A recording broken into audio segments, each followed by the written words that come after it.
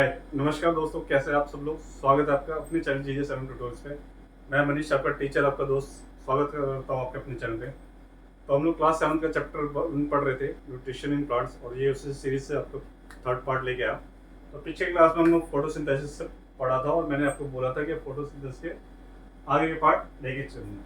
तो चलिए दोस्तों, वीडियो के एंड तक बने रहिएगा, जरूर आप लोग कुछ ना कुछ सीखेंगे। तो ज़्यादा समय न लेते हुए वीडियो स्टार्ट करते हैं।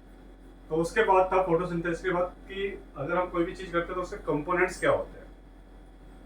खाना बना, खाना किस पे बना? क्लोरोफिल की मदद से बना, सनलाइट की मदद से बना। क्लोरोफिल पे किसका? कार्बन डाइऑक्साइड और वाटर से मिला था। और मिला क्या था हमें प्रोडक्ट? ग्लूकोज और वाटर। ठीक है। तो ग्लूकोज भी मिलता है जिसको स्टार्च भी कहते हैं, और कार्बोहाइड्रेट भी, क्योंकि सेम इनका फॉर्मूला होता है। तो चलिए अब आगे चलते हैं। क्लोरोफिल अब बना किस पे था? क्लोरोफिल पे। क्लोरोफिल क्या होता है पत्ता मैंने आपको बताया था। वैसे तो मेरी ज़्यादा अच्छी ड्राइंग नहीं है, और कोशिश करूंगा आपको अच्छे से समझा सकूं।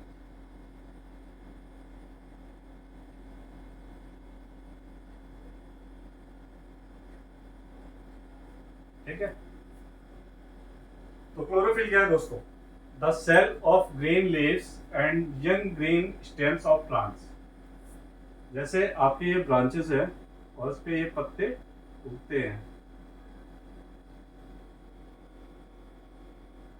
तो ये हो गया स्टेम्स हो गए, और ये आपके ग्रीन लीव्स हो गए। इसको बोलते हैं ब्रांच।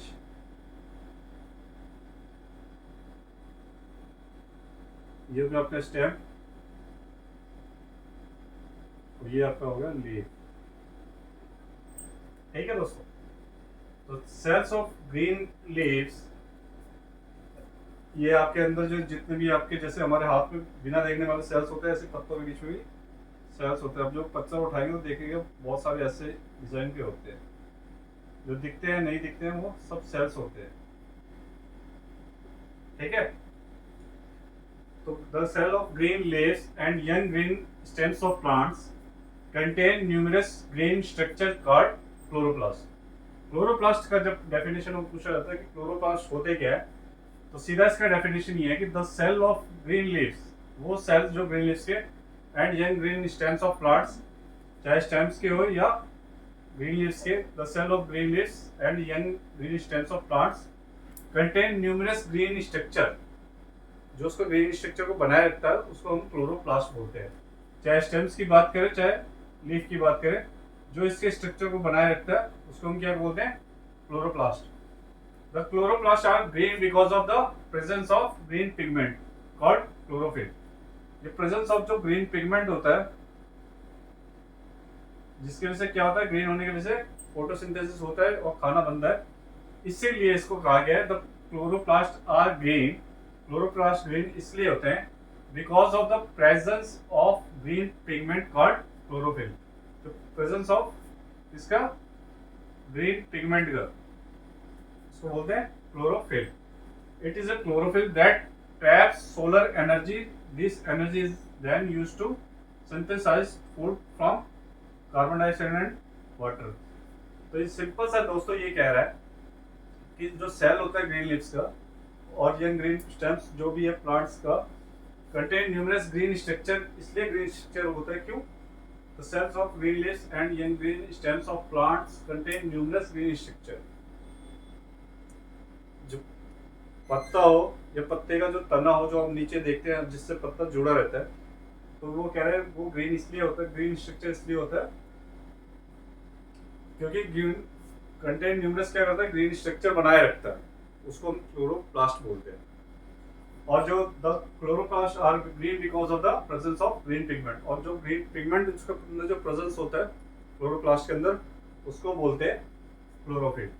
मतलब ये जो आपका स्ट्रक्चर है पूरा, ये ग्रीन रहता है, और ये स्ट्रक्चर होता है इसको हमने बोल दिया क्लोरोप्लास्ट। ठीक है। और जो इसके अंदर ग्रीन पिगमेंट्स होते हैं, ठीक है, उसको हमने बोला क्लोरोप्लास्ट। क्लोरोफिल। तो सीधी सी बात है, the cells of green leaves, जो भी सेल्स ऑफ ग्रीन लीव्स के एंड इन ग्रीन स्टेम्स, जो ग्रीन स्टेम्स का है, of plants contain numerous green structure, जो ग्रीन स्ट्रक्चर बनाया रहता है उसको क्या बोला, क्लोरोप्लास्ट। और क्या हुआ, the chloroplast of green because of the presence of green pigment is called chlorophyll. तो क्लोरोफिल ने क्या करा, सनलाइट के प्रेजेंस में खाना बनाया, किससे, CO2 और वाटर से। ठीक है, it is chlorophyll that traps क्या, सोलर एनर्जी सन से।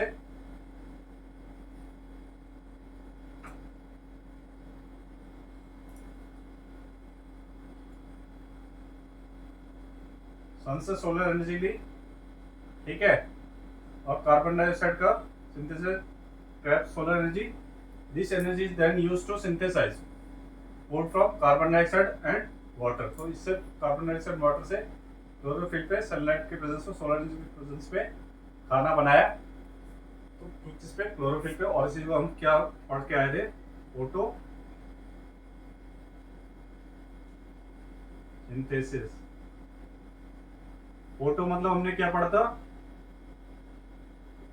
फोटो मतलब पिक्चर, सिंथेसिस मतलब कंबाइन करना। फोटो मतलब सनलाइट से जो हमने किया था, सन की जो लाइट आई थी, सनलाइट जो आई, इस पे सब कंबाइन हुए, कार्बन डाइऑक्साइड और वाटर, इसको हमने क्या बोला, फोटोसिंथेसिस। तो दोस्तों ये हमारा क्लोरोफिल था। चलिए अब हम इसका आगे पढ़ेंगे कार्बन डाइऑक्साइड पे।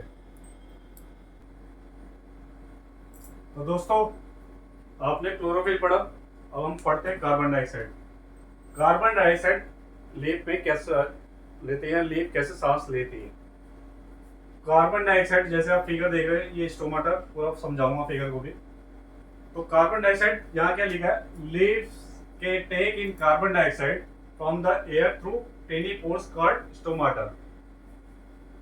अब देखिए, पोर्स मतलब जो हम लोग, जैसे हमारा पोर्स, जैसे हम नाक से सांस लेते हैं, तो पत्ते जो सांस लेते हैं, पत्ते क्या होते हैं, उनके पोर्स, जो पत्ते आपके ऐसे लीफ है,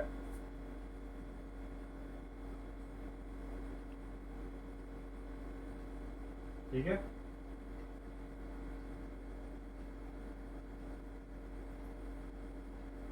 तो इस पे छोटे छोटे जो पोर्स बने होते हैं, तो ये क्या करते हैं, उससे सांस लेते हैं। ठीक है, तो leaves take in carbon dioxide, जैसे वो एयर से, हम लोग क्या करते हैं, एयर में कार्बन डाइऑक्साइड छोड़ते हैं, तो ये एयर में कार्बन डाइऑक्साइड लेते हैं। आपको ये पता होगा कि कार्बन डाइऑक्साइड हम लोग छोड़ते हैं, तो पेड़ क्या करते हैं, कार्बन डाइऑक्साइड लेता है और ऑक्सीजन छोड़ता है। इसलिए हम कहते हैं कि ऑक्सीजन की कमी तभी दूर होगी या गर्मी तभी दूर होगी, तो हम जितना ज़्यादा पेड़ लगाएंगे, तो जितना ज़्यादा पेड़ लगाएंगे तो उतनी हमें ऑक्सीजन मिलेगी। तो leaves take in carbon dioxide, ठीक है, from the air through tiny pores called stomata, और सिंगुलर में इसको स्टोमा कहते हैं। स्टोमाटा मतलब इतने सारे पोर्स है कि ये कार्बन डाइऑक्साइड आराम से इनहेल करती है। हमारा तो नाक एक ही है, जो इस जगह का बंद हो गया तो इधर खुला होना चाहिए, उधर तो बंद हो गया तो यहाँ खुला होना चाहिए। अगर नाक हमारा बंद है तो हम कहाँ से सांस लेते हैं, मुंह से।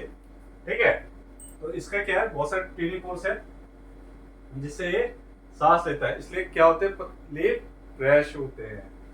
ठीक है, तो लोकेटेड स्टोमाटा कहाँ पे, लोकेटेड ऑन लीफ सरफेस। कहाँ पे होते हैं, लीफ सरफेस पे। यहाँ आप स्टोमाटा का एक डायग्राम देख रहे हैं।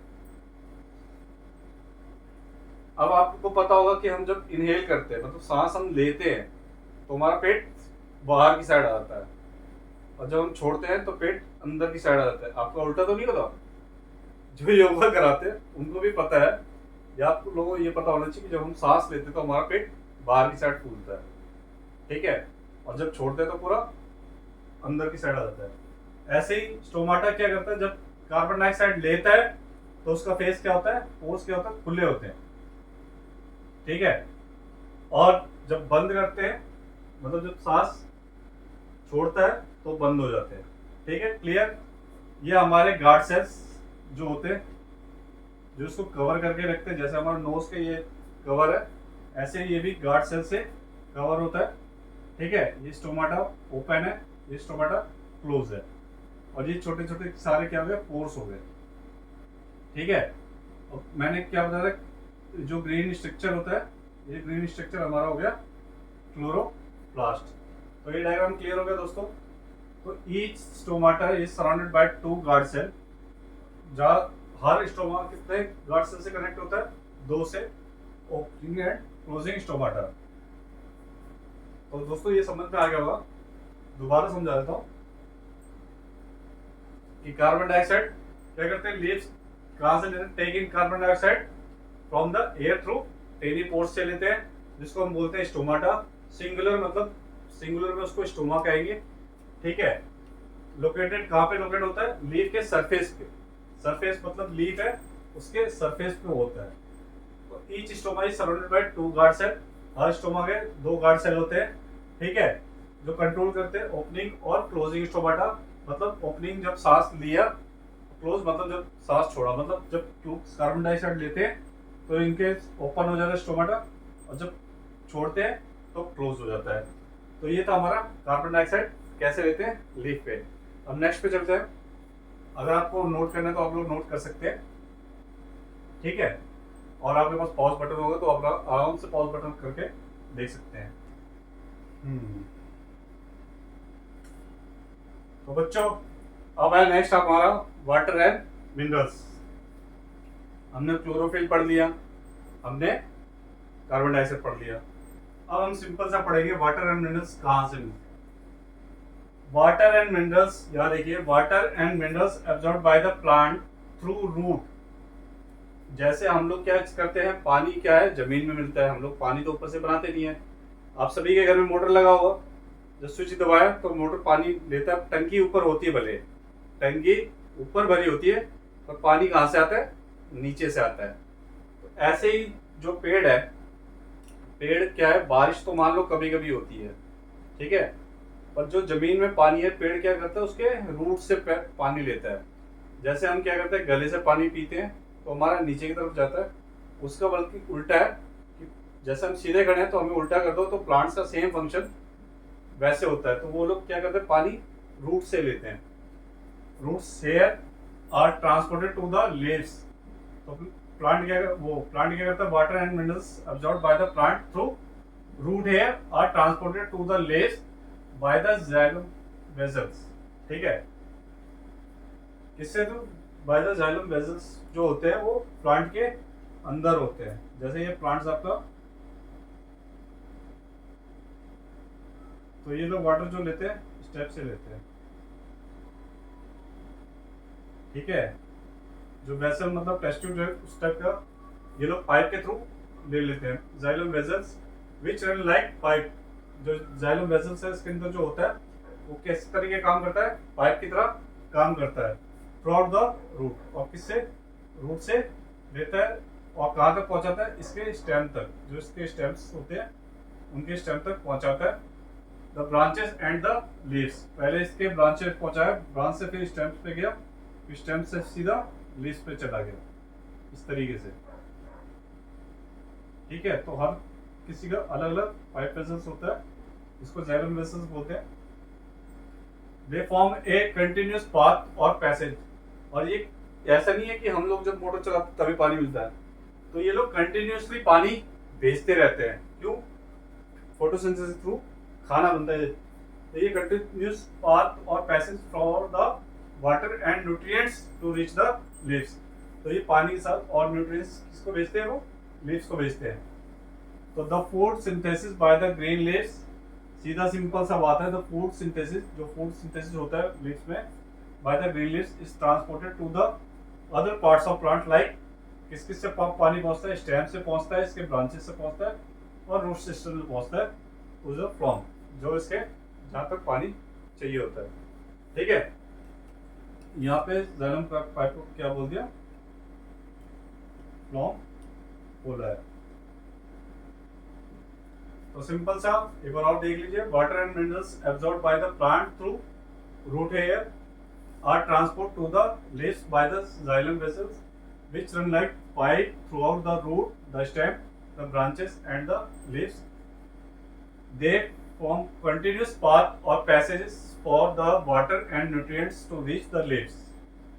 The photosynthesis by the green leaves is transported to the other parts of plants like stem, its branches and root system through phloem. तो सिंपल सा बात है, पेड़ कहाँ से पानी लेता है? अपने रूट से पानी लेता है। और कहाँ से पहुंचाता है? रूट से पानी लेके ब्रांचेस में पहुंचाता है, स्टेम्स में पहुंचाता है, ताकि वो खाना उसका बन सके। किससे? जाइलम वेसल्स से या फ्लोम से। ठीक है, जिसको हम हिंदी में कह सकते हैं जो उनके पाइप होते हैं, मोटर चलाए तो पाइप होते हैं, वो जाइलम वेसल्स या फ्लोम क्या करते हैं? पाइप का काम करते हैं। तो दोस्तों, उम्मीद है आज की क्लास यहाँ तक करवाऊँ तो बेटर है, क्योंकि फिर मुझे ख्याल से आप लोगों को ज़्यादा हो जाएगा। तो आज की क्लास यहाँ पे रोक के नेक्स्ट क्लास में इसके आगे का पढ़ेंगे। तो आप लोगों को कैसा लगा आज का वीडियो, आप लोग कमेंट करके जरूर बताइएगा, और वीडियो पे एंड तक बने रहने के लिए धन्यवाद। तो उम्मीद है आप लोगों को आज का वीडियो पसंद आया होगा। और जो लोग पहली बार मेरे चैनल पे आए हैं, प्लीज़ लाइक सब्सक्राइब कर दीजिएगा और शेयर जरूर करिएगा, ताकि आपके दोस्तों तक ये वीडियो पहुँच सके। तो मिलते हैं नेक्स्ट वीडियो में। Thank you.